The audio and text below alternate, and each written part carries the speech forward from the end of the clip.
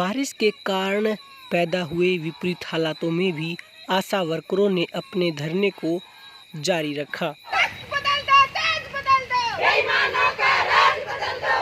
यह खबर देखना आपके लिए बहुत ज़रूरी है, इसीलिए खबर को पूरा देखिए और शेयर भी कीजिए। CITU की हरियाणा उप प्रदेश अध्यक्ष का कहना है, अगर हमारी मांगें नहीं मानी गई तो हम दोबारा से हड़ताल पर जा सकते हैं। हालांकि इस दौरान धरने के दौरान उनके सभी कार्य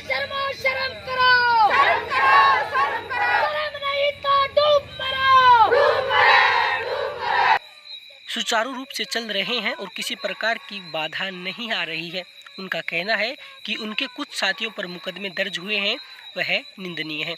आइए जानते हैं इस बारे में वह क्या कह रही हैं।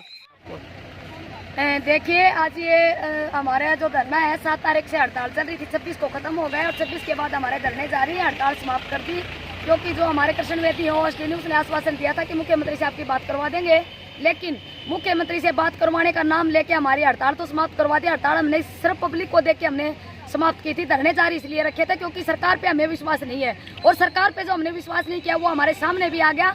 26 तारीख को जो हमारे साथी वहाँ पे गए थे विधानसभा में अपनी बात को रखने के लिए गए थे सरकार के पास, उन्होंने आश्वासन देके भेजा और पीछे से उन्होंने हमारे साथियों के ऊपर मुकदमा दर्ज किया है। जो साथी आपके गिरफ्तार किए गए हैं, इसके बाद आपकी क्या रणनीति रहेगी?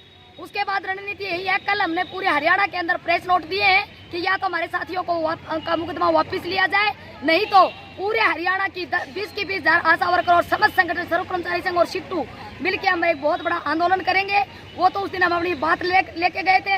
अगर सरकार हमारे साथियों का मुकदमा वापस नहीं लेती है तो हम सीएम का भी घेराव करेंगे। कई बार आप बड़ा आंदोलन कर चुके हैं, मीटिंग कर चुके हैं, लेकिन कोई ठोस रणनीति नहीं बना पा रहे हैं आप। जिस रणनीति देखो, हम स्टेप बाय स्टेप चलने वाले लोग हैं और हमने अनुशासन के साथ काम किया है। पीछे भी हमने अनुशासन के साथ काम किया 2018 में और अब भी हम अनुशासन से चल रहे हैं। अनुशासन ही ना काम ना हमने कभी पीछे किया ना अब कर रहे हैं, लेकिन अब सरकार ने हमारे साथियों के मुकदमा दर्ज करके कोरोना का बहाना लेके सोशल डिस्टेंस का बहाना लेके सोशल डिस्टेंस से हमारे साथी चल रहे थे, लेकिन आगे पुलिस वालों ने जैसे उनको रोकने की कोशिश की तो वो थोड़ी भीड़ इकट्ठी हो गई।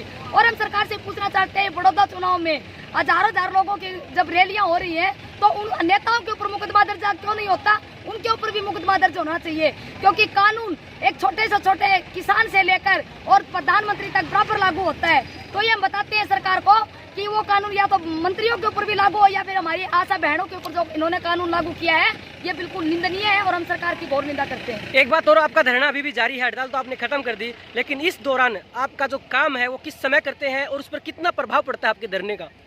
हम काम अपना पूर्ण रूप से करते हैं क्योंकि हमारा कोई हाजिरी रजिस्टर बार सरकार से मांग रहे हैं। हाजिरी हमारी अभी तक नहीं लगवाई गई क्योंकि सरकार हमें कर्मचारी मानने को तैयार नहीं है। सरकारी हमें एक बंधुआ मजदूर बना के रखना चाहती है। सरकार हमसे फ्री में काम लेना चाहती है, तो हमारे काम का कोई टाइम नहीं है। 24 घंटे में किसी भी टाइम हमें बुला लिया जाता है, किसी टाइम हमारी रिपोर्ट मेंटेन हम करते हैं। तो सुबह 11 से 2 बजे तक हमारा धरना रहता है। 11 से पहले काम करते हैं, 2 बजे के बाद कर रहे हैं और एक PHC को हम बुला रहे हैं और जिस PHC पे बुला रहे हैं, जिस बहन जी का काम है उसको हम धरने पे भी नहीं बुलाते क्योंकि हम पहले प्राथमिकता देते हैं अपने काम को और धरना बाद में। तो हम पब्लिक की परेशानी को समझते हैं और सरकार को भी इस चीज का पता है कि आशा वर्कर बहुत ज्यादा काम करती है, स्वास्थ्य विभाग की रीढ़ की हड्डी के रूप में काम करती है, लेकिन देने का जब टाइम आता है, वेतन का जब टाइम आता है तब हमें पीछे धकेल दिया जाता है। जैसा कि आपने बताया कि सरकार द्वारा मिले आश्वासन के कारण आपने हड़ताल को खत्म कर दिया, या दोबारा से आप हड़ताल पर जा सकते हैं? हाँ बिल्कुल, हमारा कोई भी निर्णय हो सकता है। हम बड़े आंदोलन की भी घोषणा कर सकते हैं और हम दोबारा हड़ताल पे भी जा सकते हैं। और सरकार ने जो मुकदमे वाला जो काम किया है ये बहुत गलत किया है और इसका सरकार को मुंह तोड़ जवाब देना पड़ेगा। हम देंगे सरकार को मुंह तोड़ जवाब और अब आने वाले चुनाव में भी सरकार को पता चलेगा कि हम आशा वर्कर जो काम करते हैं उस काम के बदले में जो सरकार हमारे साथ रवैया अपना रही है, तो आने वाले चुनाव में हम भी बताएंगे सरकार को कि हम कोई अनपढ़ महिला नहीं लगी हुई, हम पढ़ी लिखी महिलाएं, हमारे भी बच्चे, हमारा भी घर है। तो सरकार को ये देखना पड़ेगा, या तो सरकार चेत जाए, नहीं आने वाले टाइम में बहुत बड़ा खामियाजा सरकार को।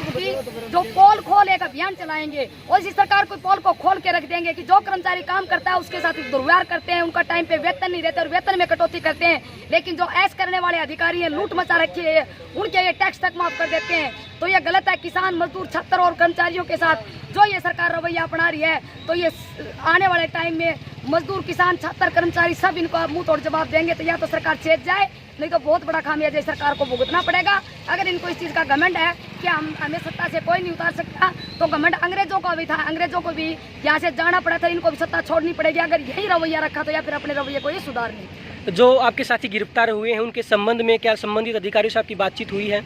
उनसे हमारी बातचीत हुई है, गिरफ्तार नहीं, उनके मुकदमे दर्ज किए हैं, हो सकता है उनको बुला लें, लेकिन जो मुकदमे दर्ज हुए हैं वो भी गलत है, उनकी हम निंदा कर रहे हैं। हमने कल प्रेस नोट भी दिया है, पूरी हरियाणा के अंदर निंदा की है, या तो सरकार उनके मुकदमे वापस ले लेगी, नहीं तो आने वाले टाइम में हम बहुत बड़े आंदोलन की रूपरेखा बढ़ाएंगे।